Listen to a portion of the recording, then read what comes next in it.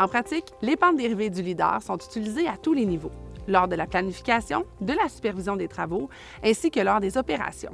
Il s'agit du produit le plus utilisé par les opérateurs dans la machinerie forestière. Voici donc des témoignages de forestiers qui sauront vous en parler plus en détail.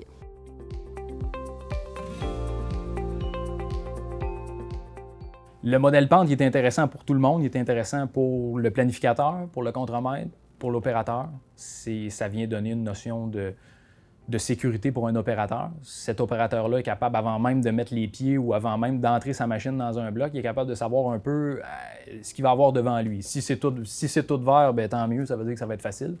Puis s'il voit des lignes un peu plus rouges, bien, il va se dire, bon, bien, peut-être que je vais prendre mon bloc différemment. Peut-être qu'au lieu d'y aller de côté, y aller à angle, je vais essayer d'aller plus face à la pente. Donc ça, ce que ça va venir faire en sorte, c'est il sait ce qu'il y a devant lui avant même d'y arriver. Puis il peut orienter ses sentiers par rapport à la personne qui va ramasser le bois derrière lui.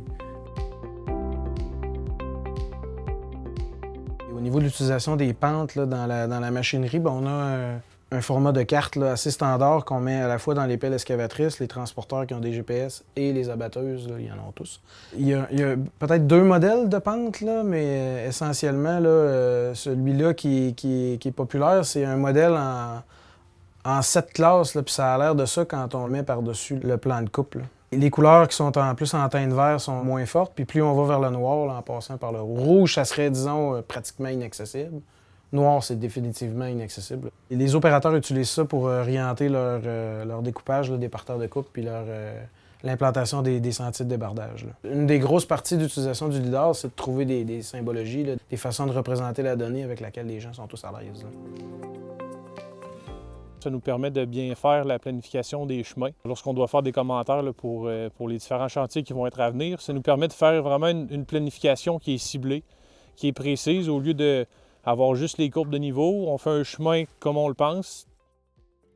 On pense en général là, que les pentes maximales que les machines peuvent traverser, c'est environ 40 %, puis c'est la contrainte la plus majeure et la plus commune, disons, qu'on va trouver dans nos opérations.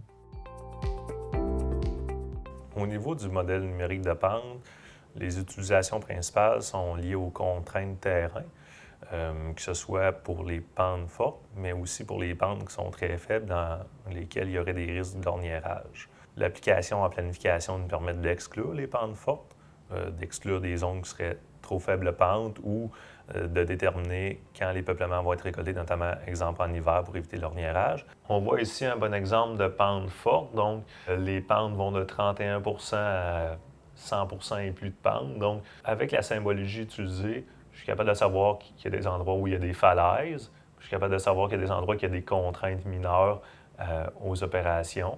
Donc, c'est vraiment ces contraintes-là qui vont faire qu'on va avoir à faire des cotaillages, exemple, pour aller plus haut que la pente qui est difficile et où ça va nous amener des indices aussi sur est-ce que le terrain, il y a beaucoup de rugosité, donc présence de grosses roches, de contraintes de terrain aux opérations. Donc, le modèle de pente, comme on le disait, l'Abitibi, c'est assez plat. Par contre, il va nous servir quand même quelques fois par année. On a des secteurs qui vont être un petit peu plus montagneux. Donc, le modèle de pente nous permet de trouver un tracé qui va être plus optimal pour les chemins forestiers qu'on fait. Ensuite, ça peut arriver parfois que c'est seulement pour un fossé qui est très profond chez un propriétaire. On veut traverser le fossé pour avoir accès à sa propriété. Donc, ça va nous permettre, là encore, là, de trouver l'endroit optimal pour réussir à traverser le dénivelé. Il y a bien une information qui devrait se retrouver dans les tablettes, c'est les pentes. Parce que c'est ça qui va donner... Il y a beaucoup d'initiatives qu'on peut donner à un opérateur. Puis une, c'est comment il va attaquer un morceau, comment il va attaquer un bloc. Puis de pouvoir mettre les pentes qui sont issues du lidar dans la tablette, lui, ça lui permet de voir, OK, mon terrain de jeu, il se présente comme ça. Je vais pouvoir attaquer ce bloc-là de telle manière pour éviter des contraintes qu'on avait avant parce qu'on ne connaissait pas. Les peuplements forestiers, oui, il y avait les pentes intégrées dedans. Par contre, c'était à grande échelle, puis il y avait toujours des surprises. Il y avait des bouts de blocs qu'on n'était pas capable d'atteindre comme on avait pensé le faire. Le modèle des pentes qu'on utilise depuis au moins 5-6 ans, très, très apprécié pour savoir vers quoi tu t'en vas, vers comment diriger tes sentiers d'abattage pour avoir les pentes dans le bon sens. il y a trop d'accidents qui peuvent arriver avec des pentes changeantes, des pentes abruptes qu'on ne voit pas avec les couches traditionnelles. Une machine qui verse, ça peut causer des accidents, ça peut causer des lésions. C'est jamais plaisant, ça arrête un chantier, ça a des coûts astronomiques. Alors ici, c'est ça. Nous, les cartes LIDAR qu'on utilise sur le terrain, c'est ça. Qu'est-ce qui est en vert? Bien, habituellement, c'est les terrains plats. Plus qu'on s'en va vers le jaune, orange, là, mais quand on est rendu dans le rose-rouge, ça commence à être corsé un petit peu. Puis dans le noir, là, c'est vraiment les caps. Là. Alors, c'est sûr qu'en utilisant le lidar pente, bien, ça nous évite d'envoyer des abatteuses dans des précipices. Ou bien non, carrément d'aller s'enliser dans des trous de boîte, parce que ça aussi, il y en a en masse en forêt. Là.